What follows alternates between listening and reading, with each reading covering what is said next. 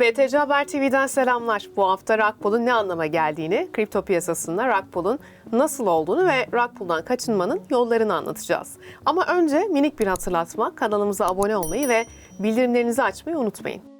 Kripto para piyasası özellikle son zamanlarda dolandırıcılık ve hack haberleriyle gündeme gelmeye başladı. Pandemi döneminde kripto para, blockchain teknolojisi, NFT ve Metaverse gibi pek çok dijital varlığa olan ilgi artarken beraberinde bu alandaki dolandırıcılık olaylarını da getirdi. Kripto dolandırıcılık haberleri sektörde yasal zeminin tam anlamıyla oluşturulmamasının da etkisiyle artmaya devam ediyor. Birçok yatırımcı kripto dolandırıcılıkları yüzünden kazançlarını kaybediyor.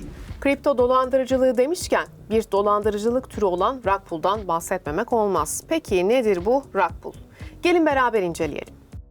Rug pull Türkçe'de halı çekme anlamına geliyor. Bu isim beklenmedik bir şekilde desteği geri çekmek anlamına gelen halıyı altından çekmek ifadesinden esinlenilmiş. İşin detayına inersek rug pull, kötü niyetli geliştiricilerin projelerinin değerini yükselttikten sonra alım-satım işlemlerine son verip elde ettikleri parayla kaçtığı dolandırıcılık yöntemi.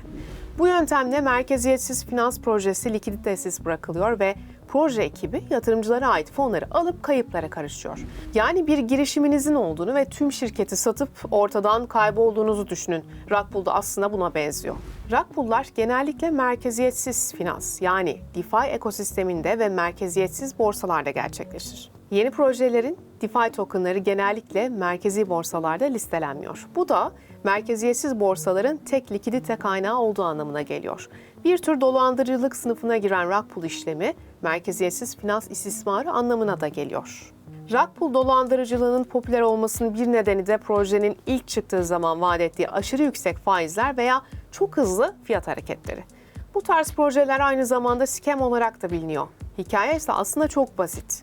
İlk etapta bir token çıkarılır ve merkeziyetsiz borsalarda likidite eklenerek insanların kolayca token'a ulaşması sağlanır. Sonrasında proje sahibi havuzlarda yeterli likidite olduğu zaman projenin akıllı sözleşmesini değiştirerek ya da elinde olan tokenları satarak diğer yatırımcıların paralarını alır. Sonrası ise malum.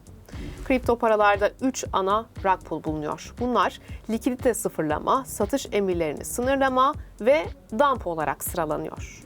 Likidite sıfırlama, token geliştiricilerinin likidite havuzundan tüm tokenları çekmesiyle meydana gelir. Böylelikle yatırımcılar tarafından projeye aktarılan tüm değer ortadan kaldırılır ve token'ın fiyatı sıfıra iner. Bu en yaygın rug pull yöntemidir. Satış emirlerini sınırlama yöntemi ise kötü niyetli geliştiricinin yatırımcıları dolandırdığı ince bir yoldur. Bu yöntemde geliştirici tokenları satabilecek tek taraf olmak için kod hazırlar. Kripto paranın fiyatı yeterince yükseldiğinde kârını almak isteyen yatırımcı bu kripto parayı satmak istediğinde sorunla karşılaşır ve kod yatırımcının token'ı satmasını engeller. Son yöntem olan dump'sa geliştiricilerin kendi geliştirdikleri token'ın yüksek arzını hızla sattığında gerçekleşir. Bunu yapmak söz konusu kripto paranın fiyatını düşürür. Dumping genellikle sosyal medya platformlarında yapılan yoğun tanıtımların ardından meydana gelir. Ortaya çıkan artış ve satış, pump ve dump dolandırıcılığı olarak da bilinir. Yakın zaman içerisinde yaşanan ve en popüler rug pull örneği olarak bilinen Squid Game olayını örnek göstermek gerekirse, Squid Token dizinin popülerliğinden yararlanarak ortaya çıkan bir token'dı. Piyasaya ilk çıkış fiyatı $0.01 olan token, ardından birkaç sahte vaat ve Netflix dizisinden esinlenilerek oluşturulmasının etkisiyle astronomik bir seviyeye çıktı. Token $2.861 bandına ulaşarak tüm zamanların rekorunu kırmasının hemen sonrasında neredeyse %100 oranında düştü ve yatırımcıları büyük zarara uğrattı.